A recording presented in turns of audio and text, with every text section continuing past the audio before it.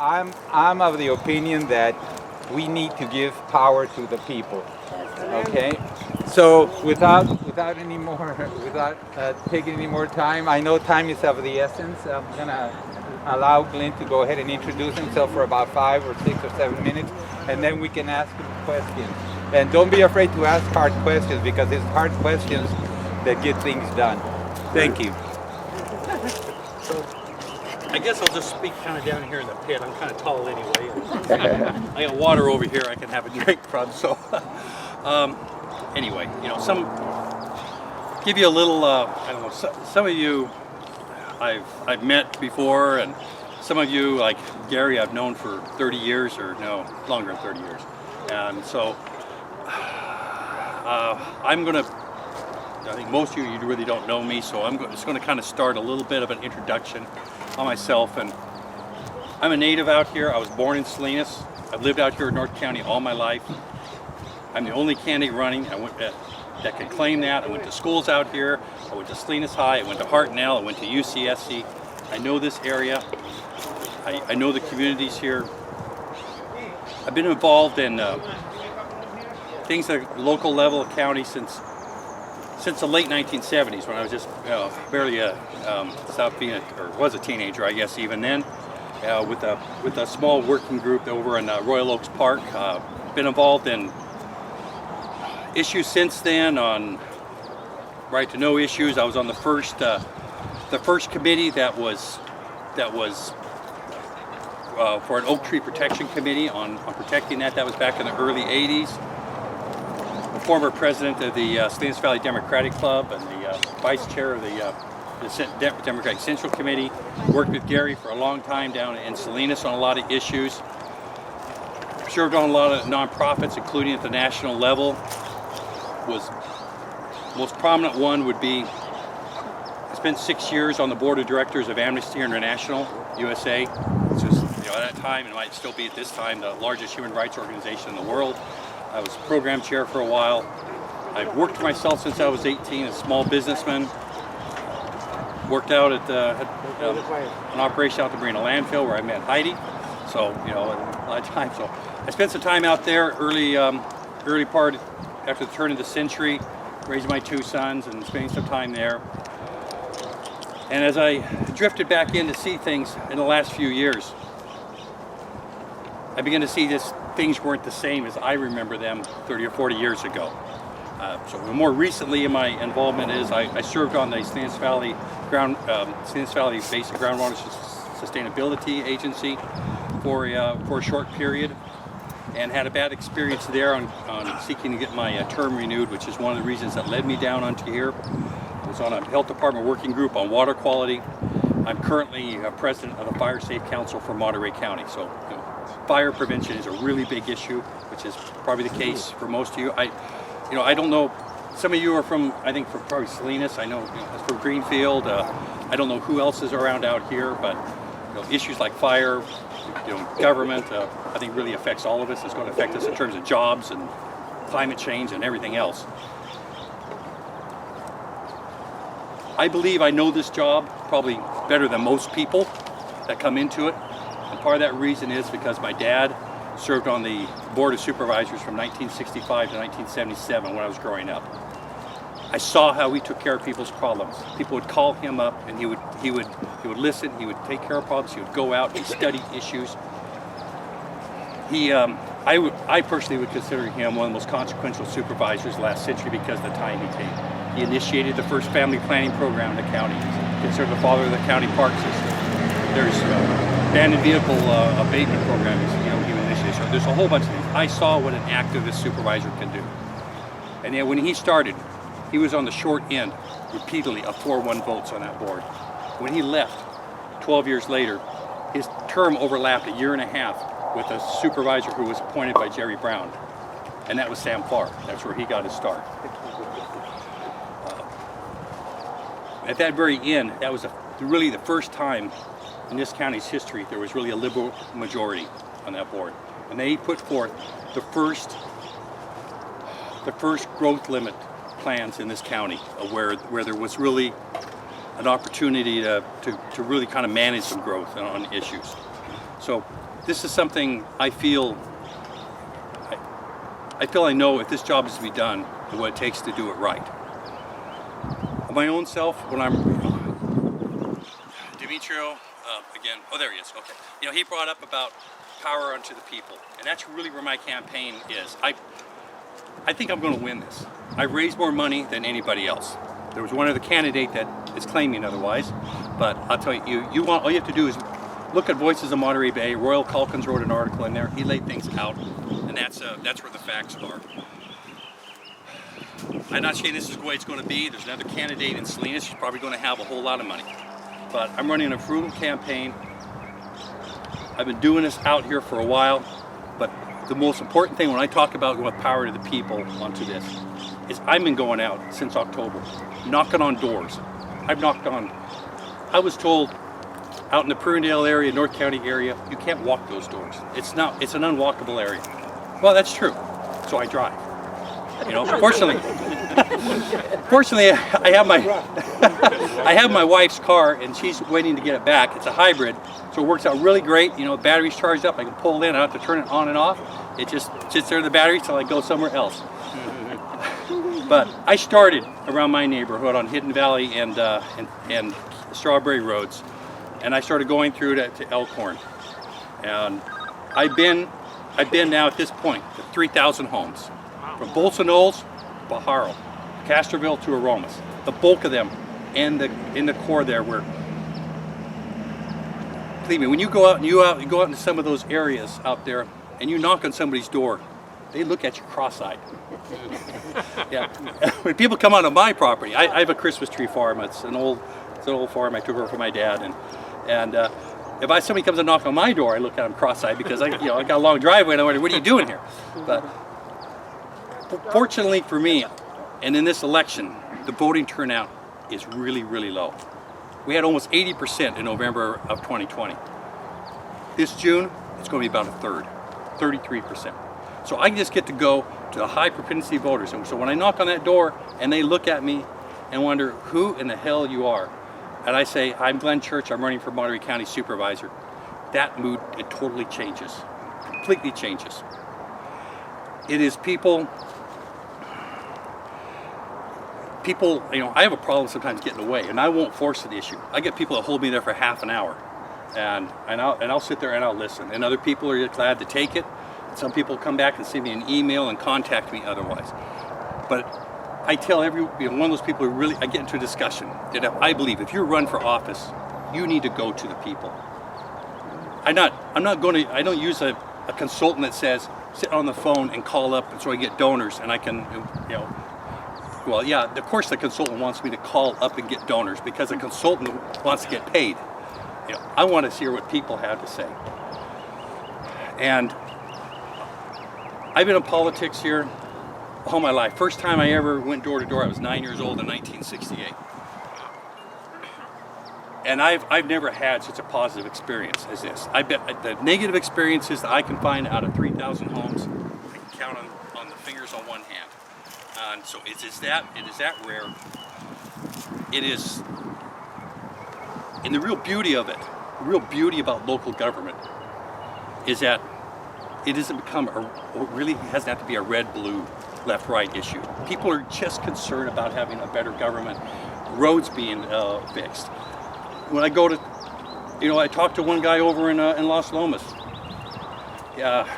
I don't speak Spanish. When I go to Spanish communities, I almost always bring my son, who's a native bilingual, my youngest son, and he helps me out on that. In this particular day, I couldn't, but this guy brought out his son, and he wanted to talk.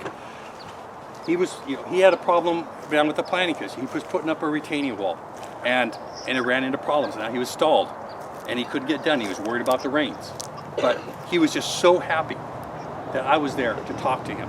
And when I started knocking on a few doors later, I had people coming up, and I can't remember the fellow's name right now. I know his address because I just looked and the wall still isn't up. But he had told other people that I was there. And he says, oh, I heard you were in the neighborhood. I heard you were there. I get people that tell me almost every time I'm out, I've lived here 30 or 40 years, no one's come to my door. Gentleman a couple weeks ago out in Pajaro, 87-year-old gentleman. knocked on his door. I give everybody, you know, one of these. He looked at it, okay? He looked at it, he looked at the picture, he looked up at me, he looked up. This is you? And I said, yes, it's me. And he says, I've lived here since 1950. That is the 50s. No one's ever come to my door. Give me more of those. I'm going to pass it out. Sorry, because he has a pit bull. What was that? Sorry, because the guy has a pit bull. That's why they do that. But it was, yeah. Anyway, those are kind of the, and believe it or not, I've had some of the best conversations with people that I know are really conservative. You know, some of them had Trump flags up. I don't talk to them about national politics. I don't talk to them about state politics. I really think they come up and they talk about something local, and then we can find some common ground. And you know, and that's really, you know, if you really want to get some change, you got to find that common ground on people. But I have plans there too. I'm not somebody who just wants to go in looking for a job. I'm looking for something that's really on some change. I want to, because my dad pushed me into this a few times. I said, no, I'm not interested. After he passed away, I suddenly realized, yeah, you know what? I know a lot more because I had an opportunity to learn. Are you related to the Bruce Church No. Corporation? Everybody asks that. Okay, They're old timers. that's what I want to know. I mean, new timers. My family's here before them. You were here before then. Yep. My family's been out in the Elkhorn area since the Civil War. Oh, boy, you must be old. Okay, my first one. Ever since they blocked off Death Valley over there, they fixed it up. Now we have solid road coming down. It makes the traffic much easier. However, when traffic backs up 101 north, guess where they come through? Come through solid road here. No. At first, you come down through Country Meadows from solid road. Because they figured, you know, I'll gain a mile. Actually, they don't, right? First it was one car, 2 cars, 3 cars. Now it's a lot of cars. And they think that it's a speedway. I mean, like Le Mans Speedway. A lot of cars. And a couple of our neighbors went before Phillips, a do-nothing politician. They say, hey, we need to put speed bumps. I said, oh, we can't do that. Why? We don't have the money. And besides, the fire department don't like them because it'll slow them down. So the question is, would you institute here on Country Meadow speed bumps? Because we really need them.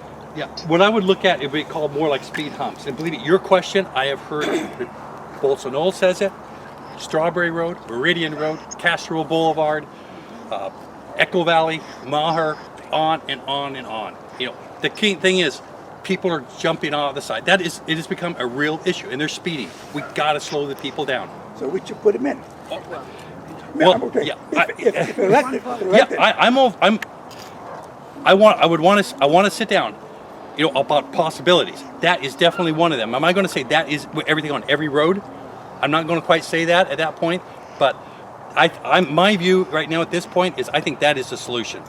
There's some of these that are really hard and you really rattle you, but there's some that just are a little more gentle. Right. And those are the ones that I don't think are going to be a problem for emergency services. I would like to get some input onto that a little bit, you know, on how many to place them, but I'm all for it. I hear so many people say it. People want that done. Exactly. Now, another one, it says something about I read it in the newspaper, something about animal control. About Here what? We have animal control. Yeah.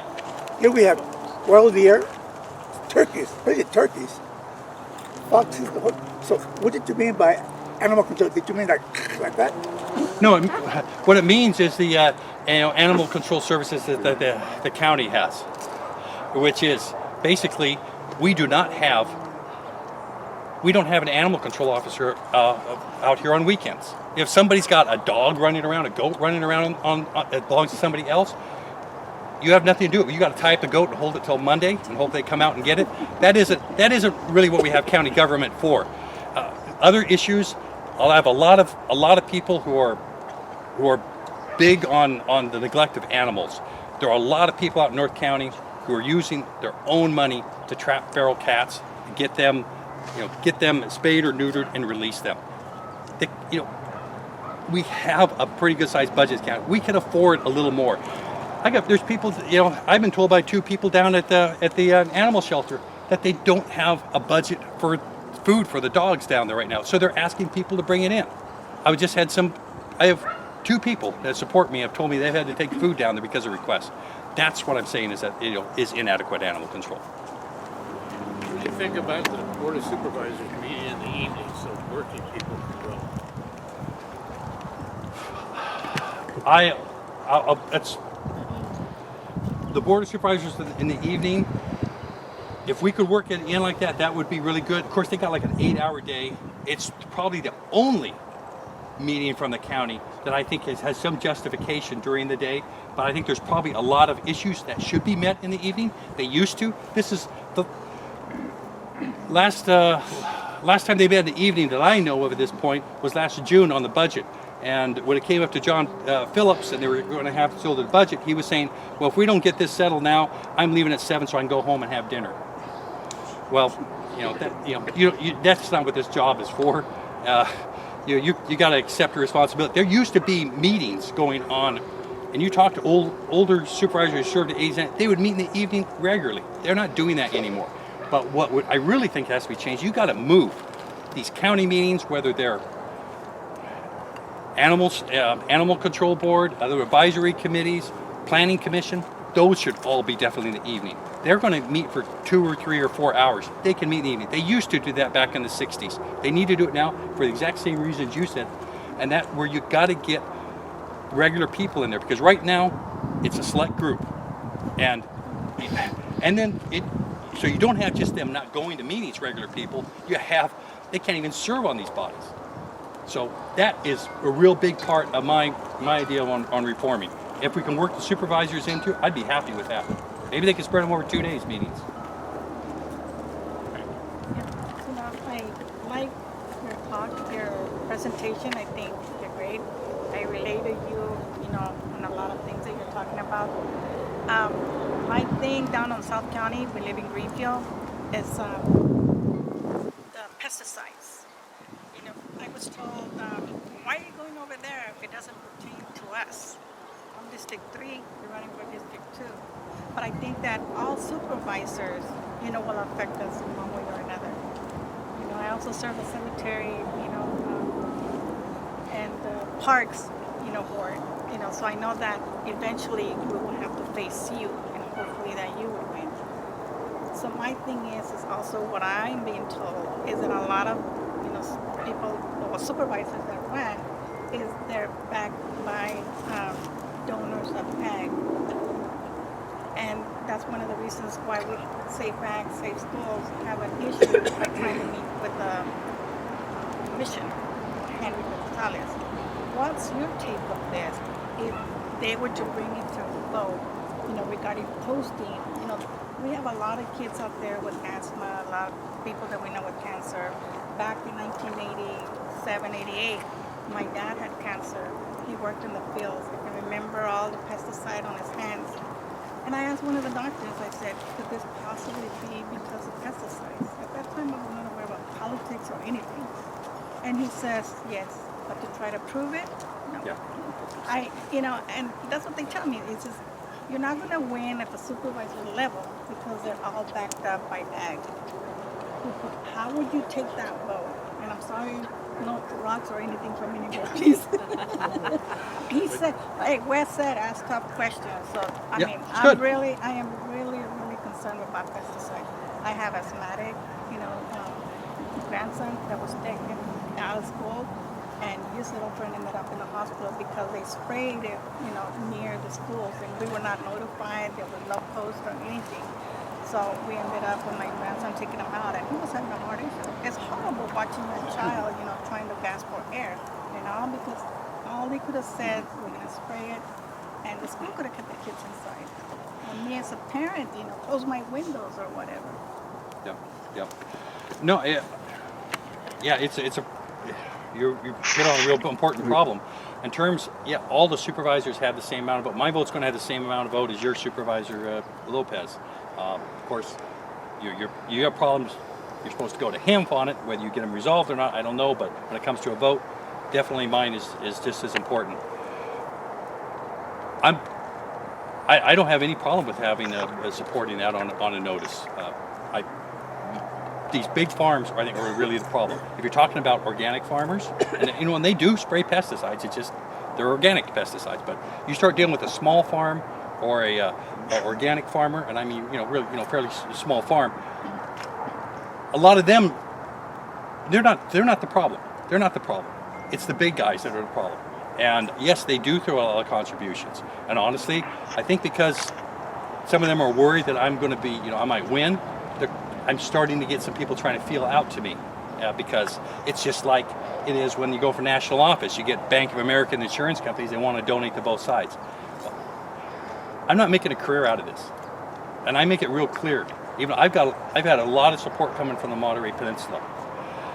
But I made it clear to those people, look, don't count on me as your third vote. I'm an independent thinker on this. And, I'll look at every issue onto it. I'm not for sale. And that's going to be the same thing with anybody around. But this is an issue that affects real people, and it's dollars against people. And I'll support that. And I hear you about what you say. It's up to our supervisor down in the South County. Yeah, we have brought that issue, to him. But I think in the long run, like I mentioned, it's gonna affect us one day with all the supervisors. Because all you supervisors will have to vote. And that is. I'll vote for it. Yeah, and transparency and honesty will get you a long ways. And if you got that, then you got a long ways to go. Well,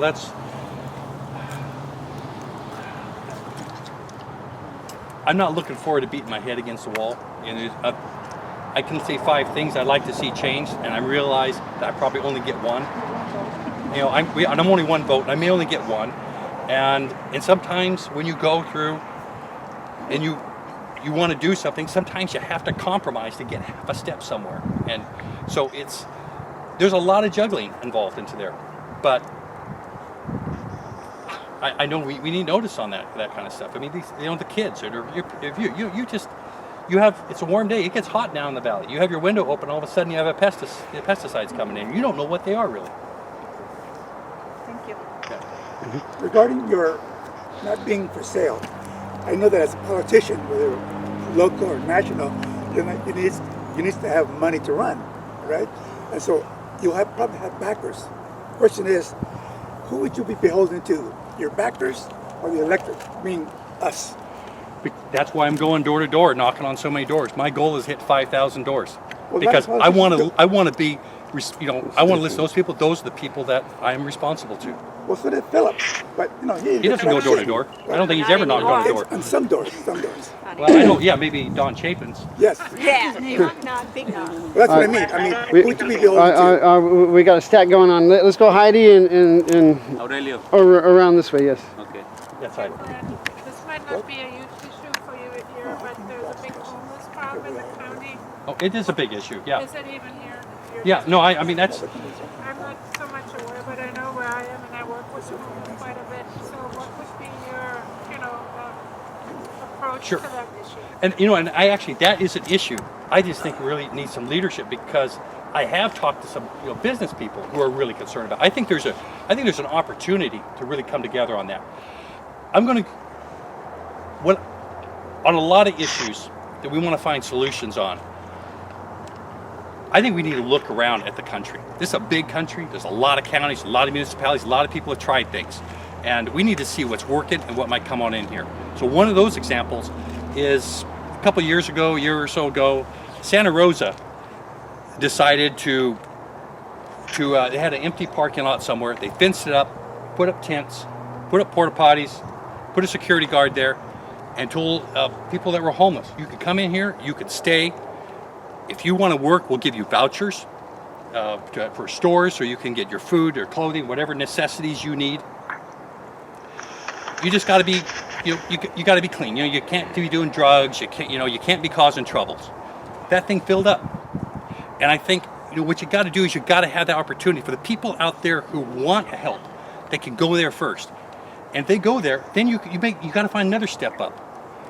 Why aren't we doing something like setting up tiny mobile home parks? Give people another step up. 150 square feet. Organized tent community. Yes. Run it as a transitional housing program. Right. You could do that. I did the first rules run tent community in Chinatown myself. I did the first rules run tent community there. Also was co-chairman with CSUMB to put the first porta party there. Good. So people need to be treated as human beings. Yep. I personally agree with you when you say give back to the people. Because right now our politicians are all about making the right decisions for our city, and they forget about making the right decisions for the people who live here. So, I think that, give it back to the power to the people, make better decisions. And two, it's not all homeless problems. It's the homeless people are not the ones who mismanage the funding. They're depending on the politicians to make the best decisions for the people, but that's not what's going on. Yeah. So again, like Taylor Farm and everything like that, if you're going to buy people out, of course you're going to win. But if you're really about people, then you do the right thing. Mm-hmm. And I feel that's doing the right thing and giving it back to people, you have more support that way. I'd rather lose on my principles than win on not having them, frankly. Yeah. Right. And that's so you move. You need to have steps for people going up, Well- and then and say yes, you can stay here. You need you can do vocational training. You can get an education, and because so many of these people, our housing costs they're outrageous, and there's so much. A lot of this I feel has come from some bad government policy, frankly, and that policy's created this situation. We got to pull people up out of it. You got to give them, you got to offer out a hand. You can't drag people in, but offer out a hand, and that's what most people want. It's got to be scalable too for every single person who's out there, not just one program and we're done, because that's only 5% of the It's permanent. population. We got to be permanent. Yeah. Okay. Okay, my question is, I know that the salt water intrusion is already in Castroville. You live in Hidden Valley. Yeah. I live in Prundale. Have you thought about what's going on and how we're going to handle that? Because pretty soon it's going to be here at the Prunedas. And what are we doing? Are we doing desalination, or what's your thoughts about that? Well, it's heading mainly towards Salinas to a great degree, and in desal. I talked to a lot of people on the water. It's probably the most complex issue there is out there on finding a solution. And desal is really, really expensive, and of course there's some environmental problems with it, but the fact is we got to have water. I'm not against desal. I view it as a solution of last resort if we can't come up with some others. There's a lot of water that flows out from the Salinas River when it rains. And the state allows us through a program 11043 to take out 130,000 acre feet a year. Nobody has put up really a plan for doing that. I'd like to explore something like that a little more. I think if we can divert some water into the wetlands, that will be really create some of these wetlands around. You got things like Espinosa Lake outside of here, which used to be a much bigger lake. It's shrunk down. These things can take some water. It's good for the environment. It actually recharges, but again, I like to think out of the box. I'm not a in the box kind of thinker, and I had a conversation before I came out here. A guy, I manage a small water system too. I have 32 connections, so I'm pretty much aware of this.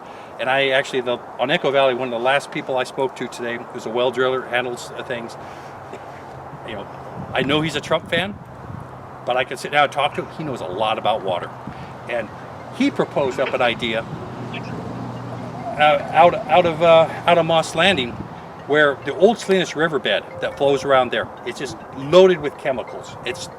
I've talked to Mark Silverstein at the Elkhorn Slough Foundation, and he says, yeah, that's always a problem to us.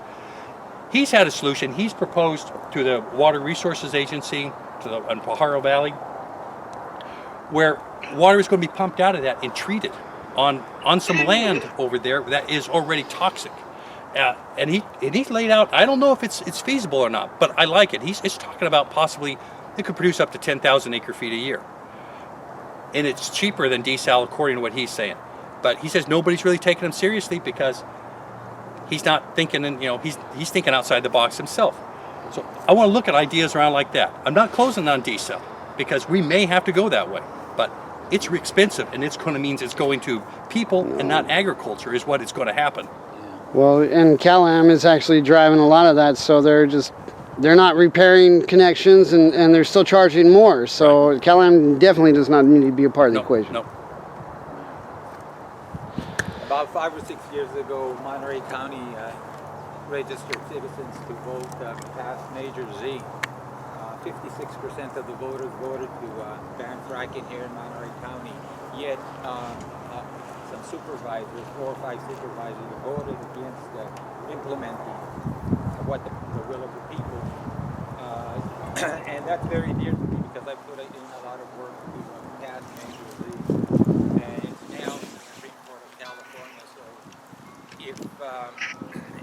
if it doesn't pass, I am hoping that you can bring that up so that we can reinstate the power of the people, because like I said, 56% of the people voted to ban fracking here in Monterey County. Yet it's going to be an uphill battle because Governor Newsom is giving the oil companies lots of permits to drill. So will you be willing to face the establishment to implement Measure Z that was passed by 56% of the people in Monterey County? Of course, I got to have 2 votes more to do that as well. But that's a real similar issue. What's going on with public water on the peninsula? You know, they want to get something established over there, and the county and interests have halted that. I'll make it really clear, whether I agree with an issue or not, and I don't have disagreement with these issues. If the people vote for something, I'm going to support that. I'm not voting to overturn democracy.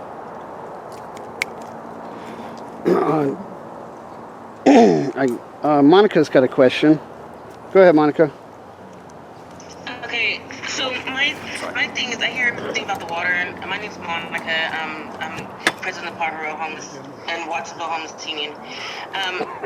We were talking about pesticides and stuff like that. Well, you know, I live on the river. I've lived there for 10 years, and I deal with, there's a certain person that's driving this truck, okay, and it's spraying. He doesn't care who's around. He sprays, and that's a problem that I have. Not only that, we have organic companies that are along the riverbed, and I have pictures, over a year's worth of pictures. I actually have 10 years of pictures of the river, but I have documented for a full year. There's a company called Lakeside Organics. They have a big field right there. Okay, I've took in pictures and documented this for over a year, and I sent this all to them. The changing of the color of this organic asbestos, and it's within days. I've been sprayed in the face in November. My sister were out there. I mean, he's seen us, and so I have a problem with that. I think that he should be charged with something. That's not cool. It's not okay, you know. And that it affects one side of the river is our food. That's our agriculture field, and the other side is our water bed that that we have $1 million project going into, right? And so my whole thing is, water is the strongest element, okay? And the water, you cannot tell water what to do, no matter what you want to do. You can try to, but something disastrous is gonna come out of it. It's the strongest element. It eats through everything. You can go through anything. We have a big project that's coming up, you know, on this river, and it's not just affecting one person. It's affecting everybody. You know, I mean, I love the river, and I've been on there for a really long time. And you know, I mean, instead of putting all this money into all these sweeps and like 6 figures into sweeps, you know, we can be doing this to progress, you know, the people that are down there, and just get, you know, as far as like getting people to say, hey, okay, well, here's some services, not resources, here's some services. Then, I mean, that right there will be able to help a lot of people. And I'm not talking about just the homeless community. I'm talking about the community around, you know, too, because, you know, Pajaro is forgotten, and so is Watsonville. We're forgotten from South County, and we're forgotten from Santa Cruz County, and we're forgotten from Monterey County. And we need more money going into these two cities, Pajaro and Watsonville, because we matter too. You know. Right. Well, those are just some little comments that I have to say. So yeah, obviously Watsonville is Santa Cruz County. Pajaro's Monterey, but Pajaro has been probably one of the most neglected communities around. And that's where, do you live on the Monterey or the Santa Cruz side? In the riverbed on the Monterey County side. Okay. Of the Pajaro River. Okay. Repeat what she said. Oh. Well, I'm not. Yeah. Your main question. Well, I'm not sure exactly what the main question was there, but I think she was talking about, I think basically that the community is neglected. Is that correct? Yes, my community is definitely neglected, and I was also talking, definitely, but I was talking about the man that spraying the fields. Yeah, the spray. He's spraying it and not caring about the people that are there. Gotcha. You know, maybe if it was another entity that can be down there doing whatever his job is, you know, and being mindful that there's people around.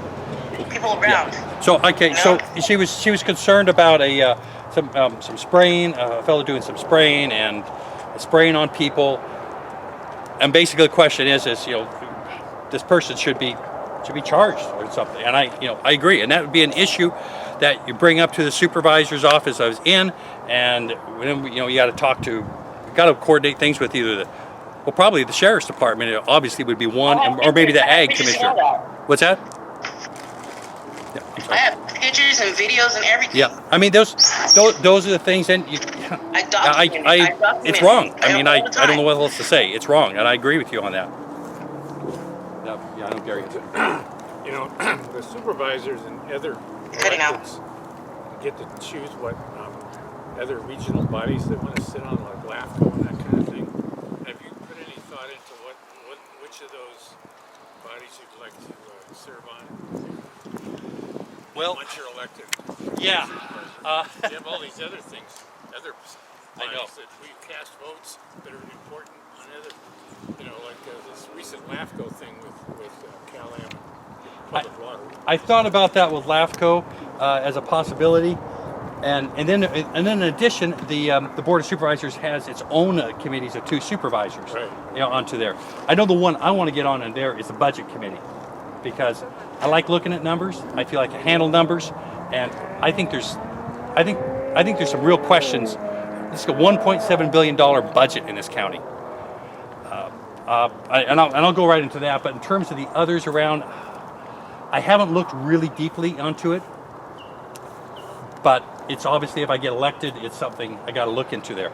But in terms of the budget issue, and I'm going to point one thing where I think there's some real serious problems on administration in this county.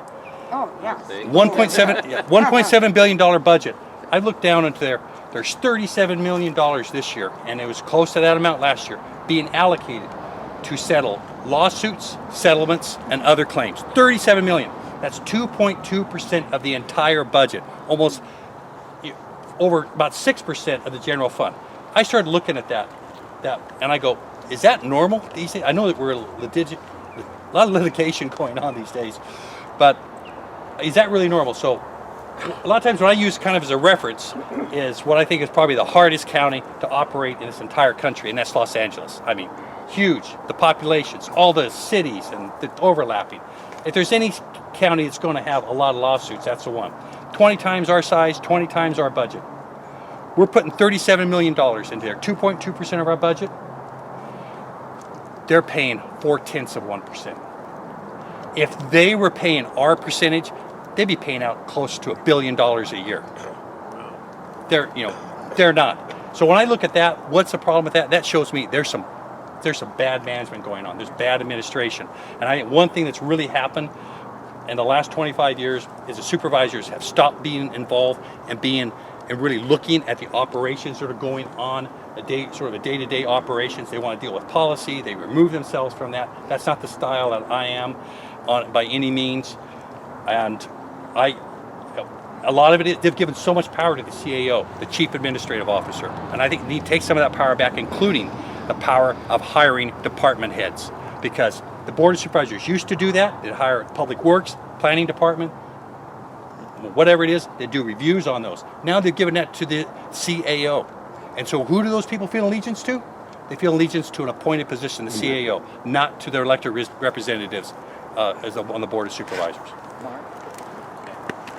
Thanks for being here, Glenn.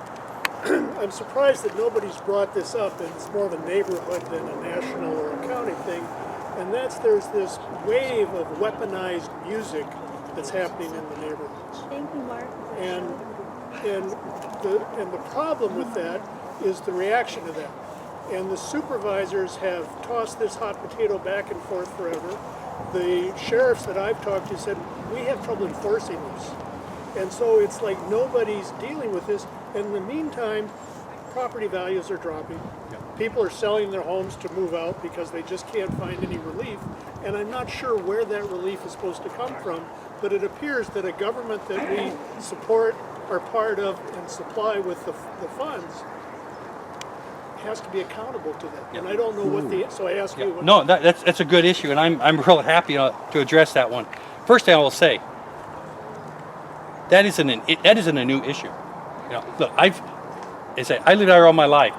The first zoning laws that came out here, the first laws came into effect in the early 1960s, and they banned. They were going to require getting a permit for a dance hall, because the problem was going on then is you had people that got a garage and they'd get a country band over there, play until late in the night, have people staggering around drunk out of there, and parking, and the disruption.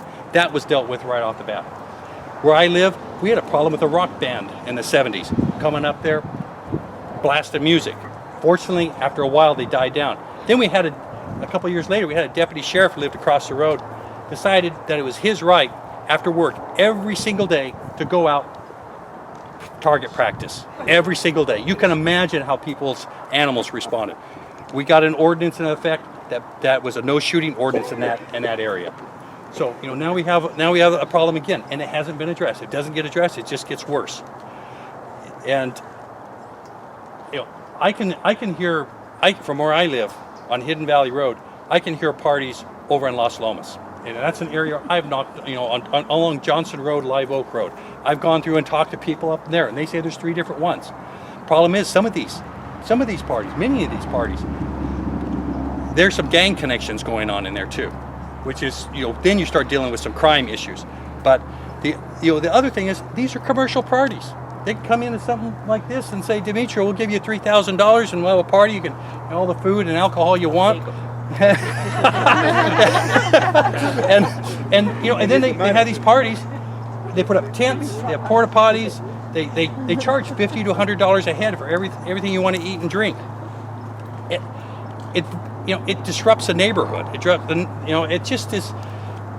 We need to be all good neighbors, frankly, off the bat. But there are things we can do. I was involved in this thing early on this issue and spoke to the board. When the board right now this issue is before the board. When it came up 3 years ago, the fines were too low, and I stated that. Nobody listened to me. If you're a supervisor, they listen to you because, you're one of the votes. So, but it also was poorly written, and this is on Supervisor Phillips. You just got late involved into this thing. The problem isn't a party; it's amplification. Be a good neighbor, it's at 1, not at 4 o'clock in the morning, 3 o'clock in the morning. In fact, this week's weekly has that issue again. It's been ignored forever. So I think we're getting down to that because it's going to. I think the new one now it's been raised, and I actually had a discussion with a couple of supervisors who I do have on talking terms with. To really keep this thing focused on something that amplifies. It's not somebody running a chainsaw or more. It's not like if you want to have a party and have a band out there, you can do that. I don't mind the party. I just don't mind it at 2 o'clock in the morning. It's the amplification again. That's the whole issue. She doesn't want to ask the question, so I'll ask for her. Regarding the budget, does this include the budget? Yeah, it includes everything. There's everything into there. The budget, the jail is covered in the general fund. Of course, you also got, the health department, you got social programs. The county's got about $220 million it spends in social programs. 200 of it comes down from, probably mostly from the federal government, maybe some from the state, and about 20 million comes from the from the county's own general budget. It's a fair amount of money. I want to look at these things closely. Just because something says it's a social program, you're putting money out, doesn't mean it's being spent right. I want to make sure we're getting the most we can to people. And there are, I have some questions on things there, but there's a whole lot of things that I really questions with. But the jail would be included. I hear there's a lot of mismanagement on There's a money. lot of That's mismanagement there. A lot of taxpayers' money, to be thrown to waste. Or settling lawsuits. Yeah, settling lawsuits. Yeah, there's a big chunk there. Quite a more. And that cuts down then. The problem that causes is there's fewer deputies around. And frankly, you've gone from 120 to 60 deputies. You've gone from 40 investigators to 10 investigators over the last few decades. And yet we got $8.5 million the sheriff's department is spending on overtime, mandatory overtime. So you got fewer deputies. You're forcing these people to go out, work when they don't want to work. And that doesn't recreate a good environment for dealing with the public. And that's where you got problems then too. Sir, isn't there a county ordinance that says that loud music, noise must stop playing at 10 p.m.? The reason I say that because here, especially in the summertime, we have mariachi bands, norteña music, which I don't like anyway, and they play loud, amplified, but they usually stop playing at about 10:30. Yeah, no, actually, the way the ordinance currently stands, and it's under change, is that at any time of the day, it can't go over 85 decibels, 50 feet from the source. And 85 decibels is pretty loud. So that fits any time of the day. Now, after 9 o'clock, I think it's got to be below 50 to 65, something in there. I'm not quite sure, but it can be turned down. It can go, but it's got to be down lower. And now they're talking about moving it more towards 7 because of some enforcement problems. And in terms of the enforcement on that, I had a stolen car at the bottom of my hill that I reported in and talked to a deputy a couple of years ago. And one thing I brought him, he says, "Why aren't you guys, citing people here on these?" And he says, "Oh, we were citing, but the DA wasn't prosecuting." And that's part of the problem. But yeah, we're talking. There's a lot of ways we can approach it. And talking about decibels, when you if an officer gives a ticket and it's not as loud as what they said it is, so how can they determine how many decibels that music was loud and give you a ticket? Yeah, they're supposed to have a reader in their car so that they can check 50 feet from the source and they see and they write it up. They're talking about changing it now in some other ways. The language, I don't know what the language is going to come out, but they have used 85 decibels, and the deputies are supposed to have that on hand. But Glenn, the deputies tell me that they don't have enough of them, or they've got one that they share. But you can download a free app on your phone that'll read the decibels. Well, that's true too. Okay, we have a question. Of course you can. Okay. A question Sophie. coming from over there, and then Hi. from over here, Antoinette. I'm with a community group that advocates and supports houseless folks in Pajaro Valley. I'm sorry. I'm with a community group that advocates for and supports houseless folks in Pajaro, and I just wanted to loop back to some of the things other people were bringing up about houselessness and also lawsuits. That's super relevant. You mentioned talking about a camp, like a designated area that people will be able to camp. And I wanted to ask you too about just general decriminalization of folks Scalable. as they're finding places to stay to survive. Folks along the river, like in November when Monterey County decided to sweep, and there weren't really alternatives for people to go to. Right. There's shelters, but they're often full. They're having COVID outbreaks. There's religious requirements, and there's a lot of misinformation happening coming from the county and from officials and from sheriffs about people refusing to take services that simply aren't there. Handing out a piece of paper that lists like numbers you can call to the county is not resources. But I think the camp, like you said, the examples that are around where people can sort of like be a part of managing a community for themselves and is really great. And I think it also, there needs to be other low barrier options for people who are struggling with addiction. I know some folks who are struggling with alcoholism and haven't had a place to stay. And if there's if they're staying in a shelter, they can only take in what they can carry. They have to leave at 5:30 a.m. These are not like sustainable for people to be able to get stable. And so when people are sleeping in cars or when people are finding a spot along the river, like it's just about survival and about stability. And the criminalization that's been happening, especially with RVs and parking more recently, but also just constant displacement of people is part of the problem, I think. Sure. And I just wanted to. Yeah. Well, that's just what's your the thing question? is you need to have places. You need to have places to go to there. And what you're pointing out, a lot of things where people have a place to stay and it's full and they gotta you gotta be out at a certain time. This is the problem we're having with a whole lot of things, especially with homelessness. We're using 20th century solutions for a 21st century problem. And we got to update this, and that's also how we got to update the way the government operates, because people don't know what their government's doing. We don't have newspapers anymore, and government's got to change. Local government's got to change how it gets information out to people. It's got to have a responsibility to get it out fairly and equally, because I don't care how many people vote. If you don't know what's going on, you don't know how to vote.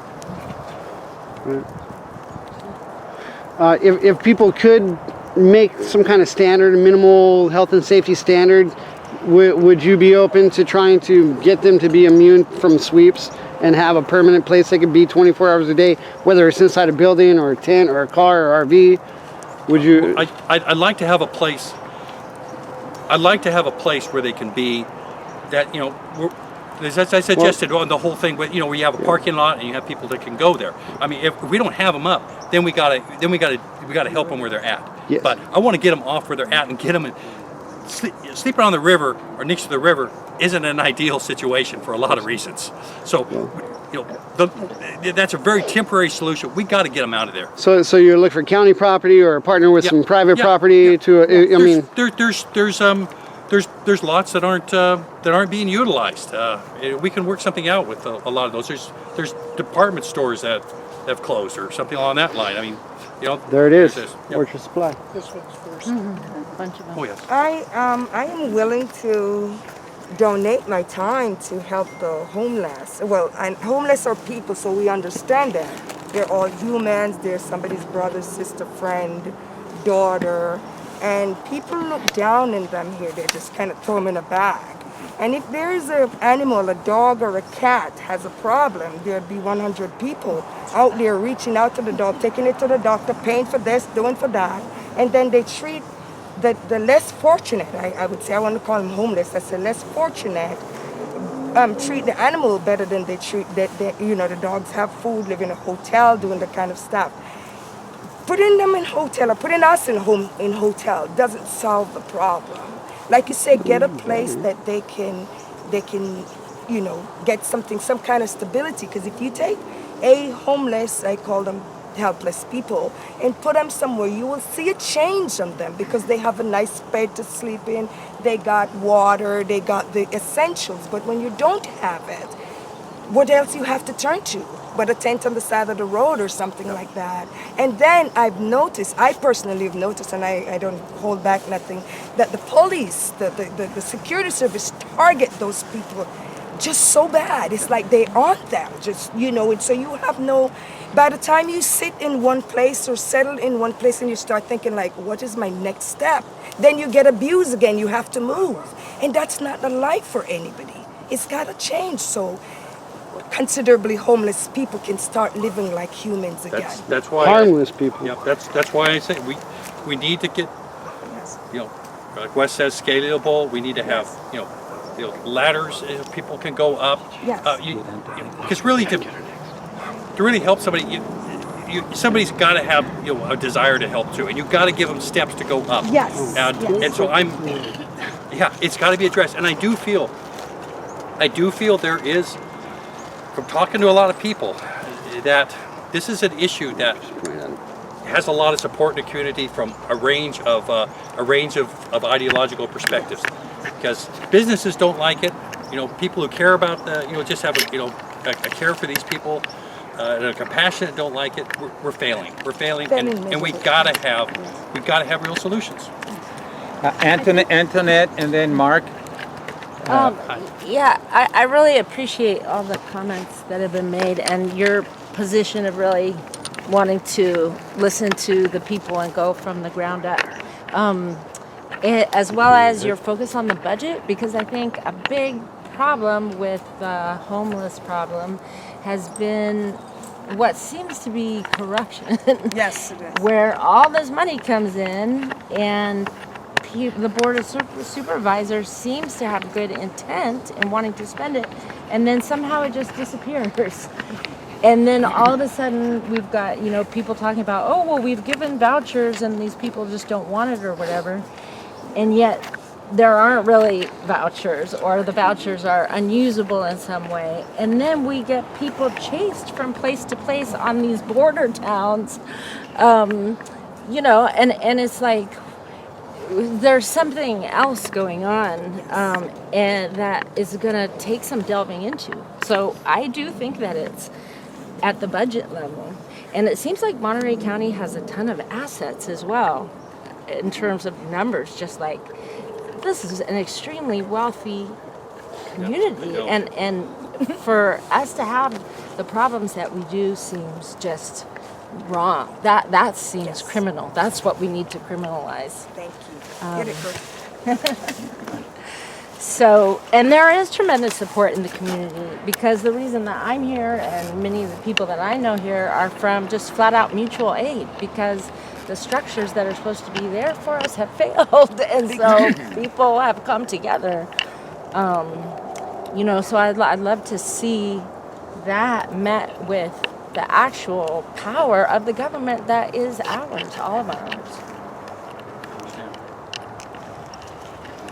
No, I agree. I agree with you. I understand. Thank you. And Mark? I just want to bring this to your attention to consider. With this homeless thing, I retired from adult behavioral health, Monterey County, and they sent me down to Long Beach for a couple days to a place called The Village. And The Village is not a theory, it's a working agency, not government, for homeless people. And it falls on that category of that for kids do well if they can. The reason they don't do well is because they can't. We have to help them be able to, and then they will. Homeless is the same thing, as you said. And the village puts together all those pieces you need. It has daily employment. They have people that go out into the community, get day labor jobs, bring them back, take that pool of people, offer them the jobs. They take care of the banking because they don't have ID. They take lunches out into the street daily.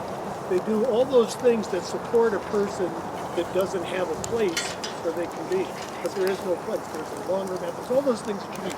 So I really encourage, if you're interested in this, to Google. It's called The Village, and people come from all over the world and spend 2 or 3 days there to see this thing actually working in LA. And that's why I say we need to look around the rest of this country and look at the ideas that are out there. I think there's a lot of solutions for issues.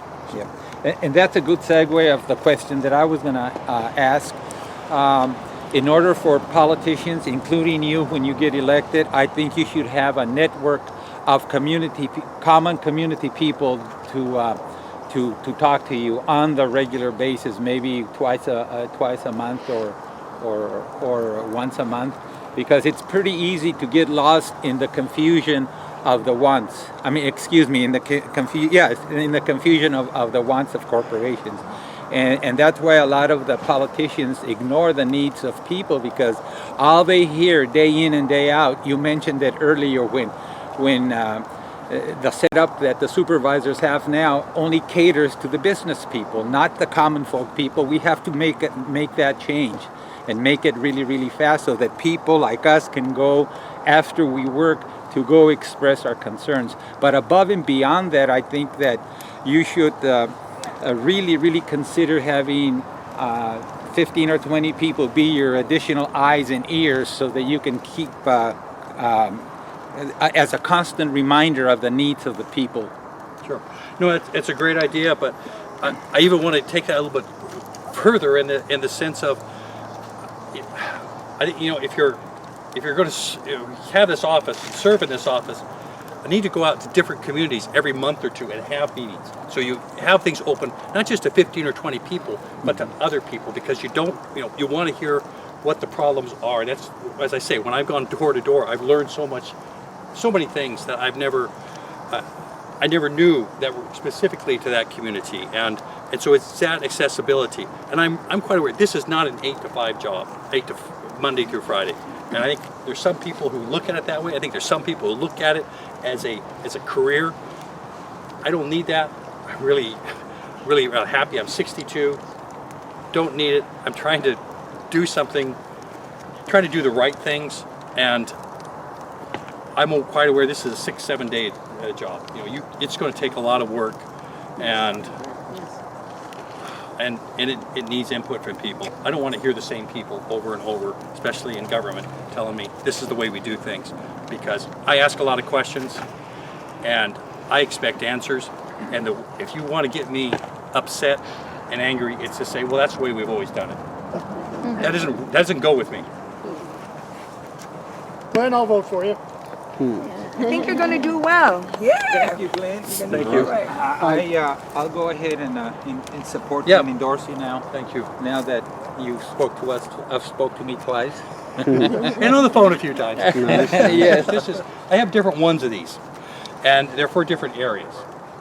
One's for like sort of an Castroville, Pajaro, because I have different issues on the back. Another one's for Salinas, and the ones I have here are actually for this rural more area. But if you want to take one and pass one on, there's a website on the back of there too. Considering the whole field of candidates so far that have announced and everything, what puts you cut above everyone else? One, because I know the job. Two, I know the communities because I've been here.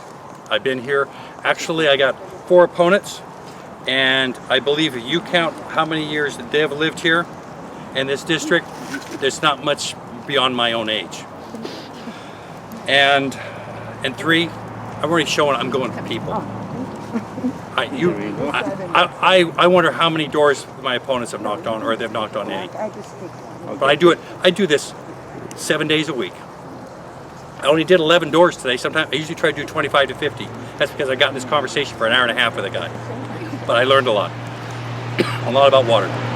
That's the best of it. Cool. Yes.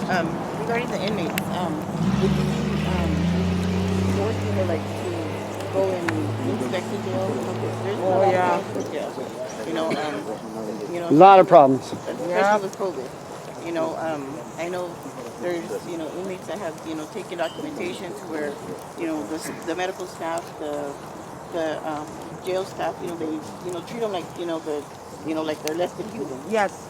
They did have a hunger strike. We did do a protest out there, and and they got hurt. It took a couple of days, but because the amount of people that went out there and the phones that were ringing off the hook, they went and they made some kind of compromise with them, that after 3 or 4 days, it was they were back to eating and everything. It shouldn't have to take for a hunger strike or a protest out there, and we reached out to the Board of Supervisors, asking for them to do some kind of investigation, or for them to even go in there and talk to some of these inmates, to find out what's going on, and so they could see for themselves. But again, it was over, was brushed under the carpet. I have no problem doing that. Actually,